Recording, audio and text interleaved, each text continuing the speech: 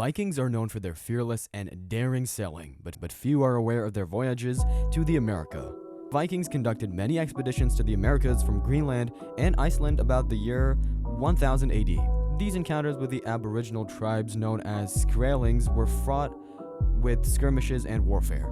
Join us as we delve into the intriguing history of the Viking discovery of the Americas and their interactions with the aboriginal people who lived there. In 980 AD, Erik the Red invaded Greenland, christening it Greenland. To entice inhabitants, he'd been deported from Iceland for murder and was looking for a new home. He then learned of unexplored territories to the west and dispatched his son Leif Erikson to explore. Lief set off with 35 men in search of these enigmatic regions thought to be in Newfoundland. It was successful. A few thousand Vikings were slaughtered, eventually settling down and made Greenland their home. Erik then heard about mysterious countries in the west from a friend. On his trip from Iceland to Greenland, a merchant seaman was blown off course. Erik's child, the story captivated Leif Erikson, so about 1000 AD, Leif set sail with 35 men to see if this enigmatic land existed. It appears that it did. Leif and his soldiers made camp somewhere in what is believed to be Newfoundland. Tyker, his foster father, was supposed to have died there.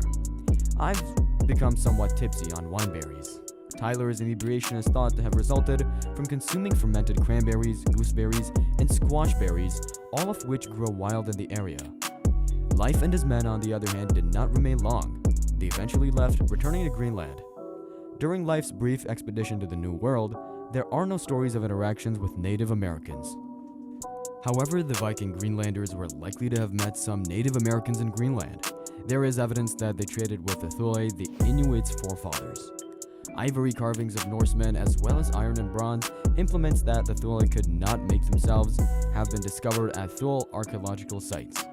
The Viking moniker for Native Americans, Skraelings, is assumed to have arisen from the Old Norse word skra, which means dry skin, most likely to referring to the animal pelts worn by the Inuit forefathers.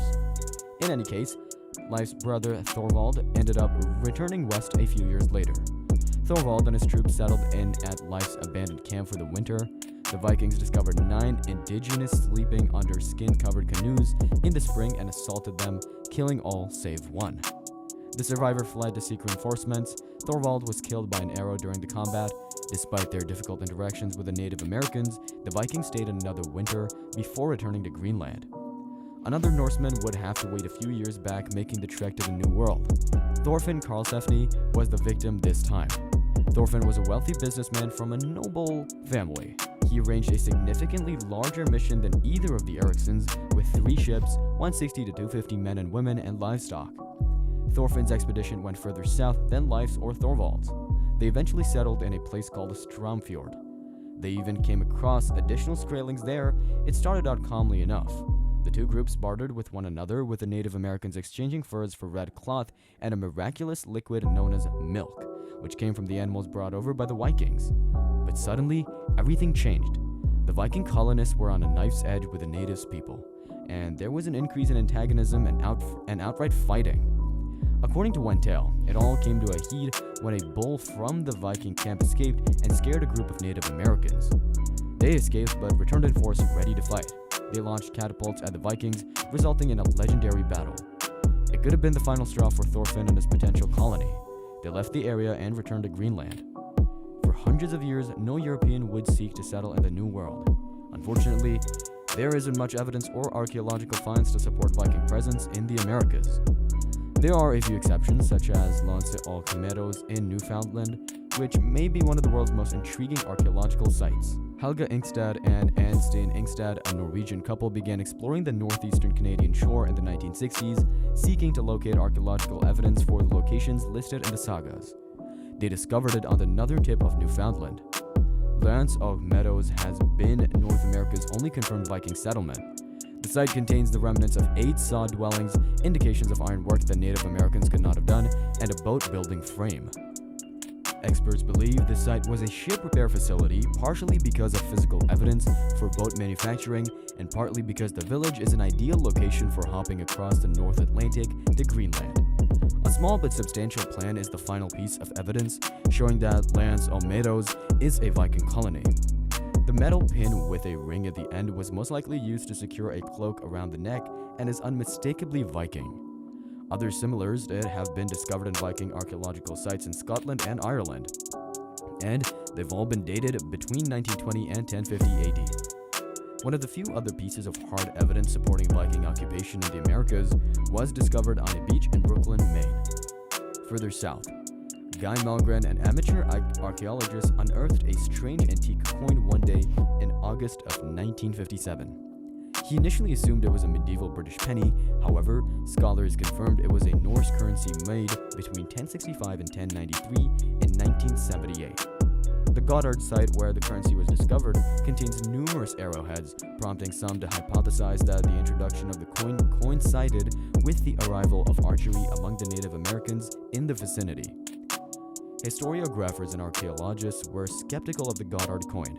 There have been various hoaxes about the Viking discovery of America in the past, including a hoax map and a faked rune stone with Norse inscriptions discovered in Minnesota. Experts, on the other hand, concur that the Norse coin is original and has all the wear and tear of a coin that has been buried for millennia. We don't know much about Vikings settling in the Americas for extended periods of time, but we do know about 3 journeys to the New World thanks to the 2 sagas, Erik the Red Saga and the Greenlanders Saga. The Foundland sagas are 2 Norse texts that tell the stories of Viking colonies in North America during the year 1000. Though written down centuries after the events occurred, they both share similar accounts of the Vikings' journey and their encounters with the native people they called Skraelings. The exact locations of their landing remains a mystery, but the sagas mention 3 main locations: Helgeland, Markland, and Vinland. These names translate to country of flat stones, land of forests, and land of wine, respectively. Based on how their environments are portrayed in the sagas, there is a lot of speculations about where these regions are. Some believe Helgeland is Baffin Island and Nunavut, Canada's northernmost region. Markland is supposed to be Labrador to the southeast, and Vinland is thought to be modern-day Newfoundland. Another unknown is the location of Thorfinn's camp, Strymfjord. It's mentioned in the sagas as having powerful currents with high tides, a bay that served as a natural harbor, and distant rugged rocks. It also mentioned a winter where the sun rose by mid-morning and set by mid-afternoon, and so many birds nesting. Based on these descriptions, various locations along North America's northern coast have been offered for the location of Stromfjord. These range from the Bay of Fundy and Aux Meadows in Canada to Buzzards Bay in Massachusetts, and even as far as the south as the Long Island Sound in New York. The Vikings' presence in America is shrouded in mystery, but one thing is certain: they didn't stay long. The question remains, why did these fierce warriors leave only after a few years? Lack of resources, hostile native tribes, and other factors could have played a role in their departure. The true reason remains unknown.